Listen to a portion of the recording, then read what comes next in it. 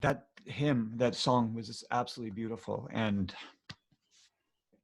really speaks to me.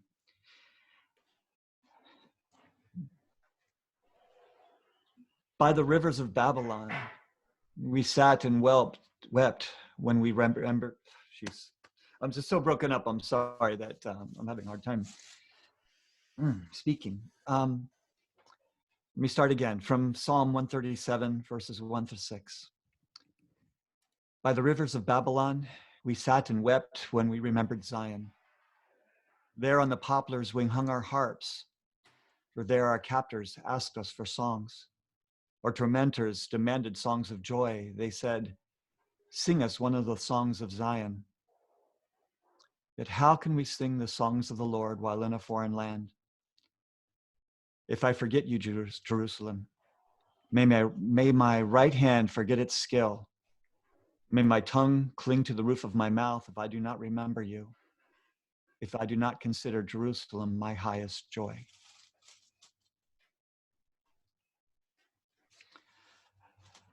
I thought a lot about this passage over the last couple weeks, both thinking about those who are so far from the land of highest joy, but also in some respects to our current situation. Those of us who are alone at home, away from our churches. If this doesn't feel like an exile in some ways. I want to share with you two stories, three different people that I met over the last year. The first is a man named Benjamin, who's from Kenya. And I met him in July in Tijuana, of all places, at a shelter for asylum seekers, refugees who were hoping to come to the United States to ask for asylum. Benjamin was fleeing an assassination attempt. He had witnessed some government corruption. He was working high up in the vice president's office. And when it was known that he was not going to help cover it up, but instead that his conscience as a Christian was telling him that he needed to make this known, he was fired from his job. And then there were several attempts on his life. One of those attempts killed his best friend. And so Benjamin got out of Kenya and made his way eventually to Mexico, where he walked up from the south of Mexico much of the way, all the way to the border with the United States, and where he arrived in Tijuana in late June. He there tried to ask for asylum, but he was told that he needed to get a slip of paper that would tell him a date on which he could appear, a number, and he'd have to follow when that number would come up when it was his turn. This is an unofficial metering system that the government's put in place, governments between Mexico and the United States. And so he found out that he would have to wait several more months. And it was there that I met him in one of our one of the migrant shelters that we support as American Baptists. While he was there too, the law changed. And the safe third country rule came into effect. This was a new order through the Trump administration that made it necessary for people to have to apply in one of the countries they passed through and be declined for asylum in one of those other nations before they could apply at the United States. And because Benjamin didn't apply in Mexico or any of the other countries he passed through, this law might affect him. But he tried anyway. When his date came up, he went and he asked for asylum, and he was taken in and sent into detention almost immediately. And since August of this past year, Benson has been in 3 different detention centers, the latest of which is in Louisiana. And I speak to Benson about once a week. He's a strong Christian. And his faith has been amazing, how upbeat he is. I just can't believe what he's gone through, and yet still how much joy and life he's found, even in a detention center. despite the fact that 4 different times he was told that he was about to be released on parole, and each and every single time at the last minute they canceled this request. He had a court date which was set for early March, but on the morning that his court date for his final asylum hearing was to take place, Benjamin was told that it was canceled. It was postponed until later, until May or June, and finally the date has come up as June 5th. In the meantime, in the facility where Benjamin's being held, there have been several dozen cases of COVID-19. Benjamin suffers from deep vein thrombosis, and so this virus would be a terrible threat to his life. For that, he asked again for special consideration to be released, and 3 different times he was told it was imminent. His deportation officer had told him 3 different occasions that yes, you were going to be released because medically it is not safe to keep you here. And each of those times, right before that was to happen, it was denied. And so now he's waiting for his final hearing on June 5th to find out if he will be given asylum.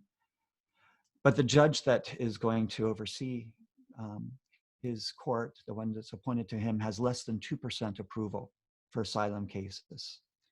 And so he doesn't feel like there's much of a chance. And I ask him, how do you stay so upbeat? And he's saying, well, he tries to make a strong showing of it. And when he's with me on the phone, he's very positive, but he is getting very depressed. He's getting very sad. And he wonders too how he can sing the songs of joy that he learned at home when he's all by himself and there is no one to sing with, and there's no joy that he's found.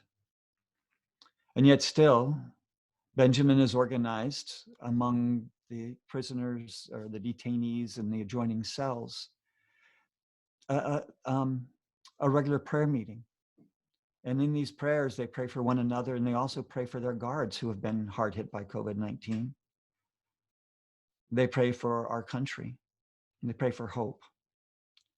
He says that these trials have strengthened his faith in God, because when they have nothing else, all he has is God. But he still wonders, how do I sing the songs of joy when despair is overtaking my soul? I met Hector and Rose Bay in Colombia just a couple months ago, in the middle of February.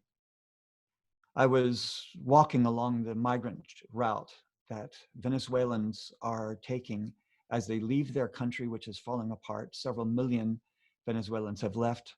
Probably another 5 million are still, they expect will be leaving over this next year. And it's only accelerated because of the virus. But I was walking for several days along the route that Venezuelan migrants are taking in order to get to know them, to hear their stories, understand what they're going through. And on my last night of the journey, I found a small hotel. It was a very, very rainy night where I could stay for just a couple dollars. I got something to eat, and I was coming out of this little roadside truck stop restaurant. I saw this young couple. They looked like children. But they're a married couple, 20 and 21 years of age, standing out shivering in the rain, wondering what they can do. They were waiting for a truck that maybe they could jump on to get further on their journey down to Peru. And I asked if they wouldn't rather instead want to stay in the hotel, which is this little motel right around the corner. And they said, yeah, they'd love to. They just didn't have any money. And I said, well, I can take care of that. So I walked them there, and I had just checked in an hour or so before. There was plenty of room. There was no one else, in fact, at the hotel when I got there. But when I got to the counter with them, the woman said, no, I'm sorry, there's no room. And I said, but your parking lot's empty. There's no other rooms that I can see that are filled. And she says, no, I'm sorry, we have no room. And it wasn't until I told them they could take my room and I'll sleep outside that the receptionist said, okay, finally, I'll give them something. Yeah. But it has no air conditioning, has no fan, and it has no door. is that okay? And they said, yeah, we'll take it. And that she just didn't want to rent to Venezuelans. And that's the kind of treatment that Venezuelans get everywhere as they're walking through their exodus. Well, it turns out that next morning we had breakfast together and I began walking with them. And we walked about 20 miles together that day. We met up with several other people. And Rosbe, this young 20-year-old girl, is an agronomy engineer. She's also a concert violinist. She plays for the state orchestra. She's, I hear, incredible, and I've seen some of her tapes that she had recorded. And Hector was a chauffeur for the governor of the state that they were living in before they decided to flee because they were starving to death. And so we gathered together in this group, and as we're going along, we're having a blast, just talking and sharing and developing a real community among about a dozen of us that we were walking. This was my last day, but the rest of the group was going to go on. And I was so happy to hear that they went on together and they spent the next week or so, although they were going to different destinations, they spent the next week or so in solidarity with one another. In fact, they formed a WhatsApp group. And I'm a part of this WhatsApp group, and I've been able to keep in touch with them almost daily. And it's become a prayer group for them as they pray for one another and what they're going through. Well, I got an urgent call from them last month. They had found a job in Lima, Peru. They were working, they were doing okay. They got a small apartment, and then suddenly with COVID-19, they were fired from their jobs and they couldn't pay rent and they were forced out onto the street. And there was nobody there, they said, in Lima that would help them.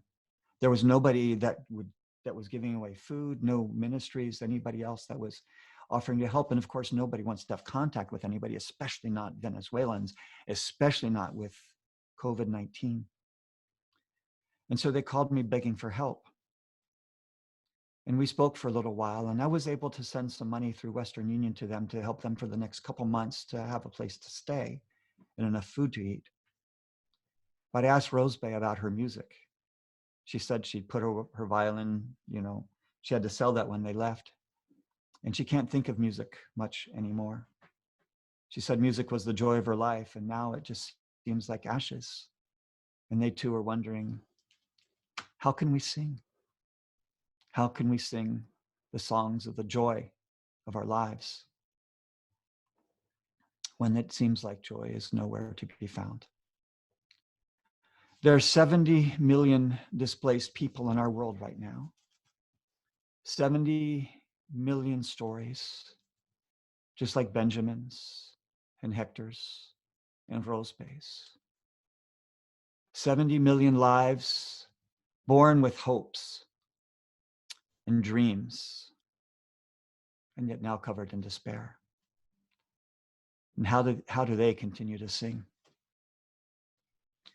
Most of us in the US don't see them. Our biggest worry is how to do church when we are sheltering at home. We freak out about the government infringing on our freedoms when, in the interest of saving lives, we are asked to refrain from gathering in person for just a little while longer. And most of us have never had to consider how to shelter in place when we have no home in which to shelter, or how to sing songs of joy when despair has taken over our entire existence. Perhaps we haven't contemplated the impact of this pandemic on refugees living in migrant shelters, detention centers, refugee camps, or worse yet, living on the streets in unknown lands, on those who have no access to clean clothes, or even one change of clothes, or hand sanitizer, or soap, or even clean water. Perhaps if we are to consider this our Babylonian exile, perhaps we should take hope in understanding that our spiritual ancestors found a way to continue singing God's praises. Out of exile, the synagogue grew in importance. Community and the study of God's law became the focus of the people. Born out of crisis were new traditions that helped the people survive and continued to help them survive through many, many trials yet to come. And so I ask, what new life might be born in the midst of our current struggles? And in our disconnection from one another, might we develop the tools to reconnect ourselves in new ways and reconnect ourselves with a family of faith that spans the whole globe, that includes people who have been disconnected for far too long. Maybe then, as hard as it is to figure out how to harmonize our voices together on a Zoom call, we might figure out how to reinstill a song of joy, a song of hope among those who have lost it all. Thank you. God bless you.